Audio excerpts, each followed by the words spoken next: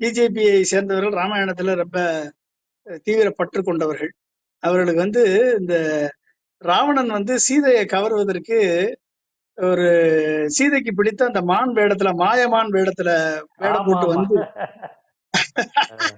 அந்த வேடத்தை போட்டு ராமன் போட்ட லட்சுமணன் போட்ட அந்த கோடை தாண்டி சீதையை வர வைத்து கவர்ந்து செல்வார். இது ராமாயணத்துல கதை. அந்த கதை இப்பொழுது தமிழகத்தில் ஐடிசி ஹோட்டல்ல அரங்கேறி இருக்கிறது.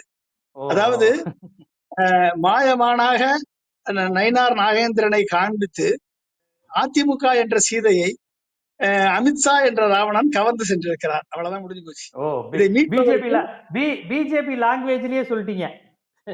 ஆமா, அப்பதான் புரியும் அவங்களுக்கு. ஒரு திராவிட திராவிட மொழியில் பேசாம அவங்களுடைய மத மத மதம் புராணம் கடவுள் இதை வச்சுதானே அவங்களுடைய அரசியலே.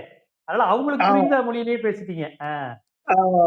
சோ அது கவர்ந்து செல்லப்பட்டிருக்கிறது. அது இன்னும் அதை மீட்பதற்கு 14 ஆண்டுகள் ராமனுக்கு சீதையை மீட்பதற்கு 14 ஆண்டுகள் ஆனது.